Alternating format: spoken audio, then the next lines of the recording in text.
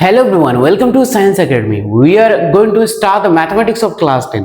That is very important for your exams, right? Previous classes में हम लोग इसका 1 नंबर कर रहे थे, आज हम लोग 2 नंबर इस वीडियो में हम लोग करेंगे, राइट? तो बहुत इजी है, आपको बस देखना क्या है, क्या क्या चीजें दिया हुआ है, राइट? सो नंबर 2 में पहला बॉक्स खाली है, राइट? और दूसरा बॉक्स भरा हुआ है, तीसरा जो है वो खाली है एंड चौथा भरा हुआ है, राइट?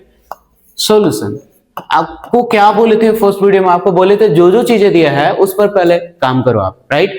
तो जो चीजें नहीं दिया वो अपने आप निकल जाएगा, क्लियर? सो A1 नहीं दिया, इसको क्या बोलते हैं? A1, इसको बोलते हैं A2, दूसरा वाले को, तीसरा को बोलेंगे A3 और चौथा को बोलेंगे A4, क्लियर है ना? अब क्या चीजें दिया है? A2 दिया है, A2 कितना दिया है? 13 दिया है। अब आपको बताया A2 का फॉर्मूला क्या होता है? A प्लस एक घटा दिया जाता है, A plus D equal to 13। This is the equation 1, right? So similarly अब क्या दिया है? A4 दिया है, A4 ये गिवन है ना, क्या है? गिवन है, कंफ्यूज नहीं होना। A4 का क्या दिया है? 3 है। सो A4 का फॉर्मूला क्या होता है? A प्लस यहां से एक घटा दो 3D इक्वल टू क्या हो गया? 3। This is the equation 2। अब इक्वेशन 1 एंड 2 को लेकर आगे की वैल्यू निकालेंगे, राइट? अब देखो क्या है, from equation 1 and 2 we get, clear?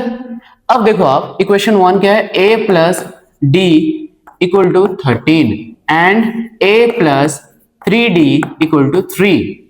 अब इसके बाद क्या करा जाता है?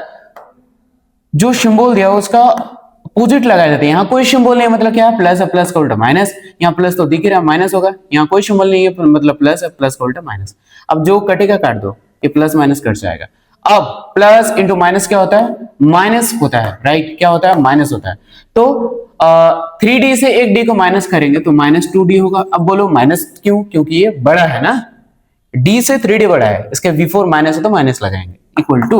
अब प्लस माइनस माइनस होता है, 13 से 3 को माइनस करेंगे तो हमें मिलेगा 10, राइट? अब क्या करेंगे? D का वैल्यू निकालेंगे, यहां से D का वैल्यू निकालेंगे, राइट?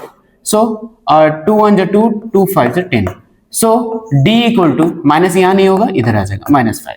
सो D का वैल्यू आ गया -5। अब A निकालेंगे, जब D और A का वैल्यू मिल जाएगा हमें, तब हम इसको और इसको ऐसे आंसर कर सकते हैं, राइट? सो अब क्या लिखेंगे? अब लिखेंगे D is putting on equation, किसमें बैठाएंगे? 1 में ही बैठाओ, राइट? ऑन इक्वेशन 1 क्या है? A plus D equal to 13। अब दिखा दो D का वैल्यू हम क्या बैठाएंगे? D का वैल्यू हम -5 बैठाएंगे, क्लियर है ना? कुछ नहीं कर रहा, बस पुटिंग कर रहा है, राइट? अब A प्लस D की जगह लिखेंगे क्या? -5 equal to 13। So A equal to ये 13, ये माइनस उधर चला जाएगा, क्या होगा? +5। सो A इक्वल टू 13 में 5 ऐड करेंगे, कितना होगा? 18। सो हमें A का वैल्यू भी मिल गया और D का भी वैल्यू मिल गया। तब हम इसको और इसको आसानी से निकाल सकते हैं, राइट? A का वैल्यू तो आ गया था, यहाँ हमारा यहाँ A का वैल्यू आ गया, तो लिख सकते हैं यहाँ A का वैल्यू क्या आया? 18 आया। अब किसका वैल्यू नहीं है? A3 का वैल्यू नहीं है, A3 को भी हम निकाल लेंगे। यहाँ A3 का फॉर्मूला क्या बताया आपको? A3 का फॉर्मूला A प्लस 2D होता है, right? So A3 equal to, A का वैल्यू क्या लिखेंगे आप? A का वैल्यू 18 है तो 18 लिखेंगे, प्लस 2, D का वैल्यू क्या हो जाएगा? -5, right? You can see here -5 we get here. So A3 equal to 18 plus minus क्या हो जाएगा? माइनस, एंड 2 5 जो होता है 10।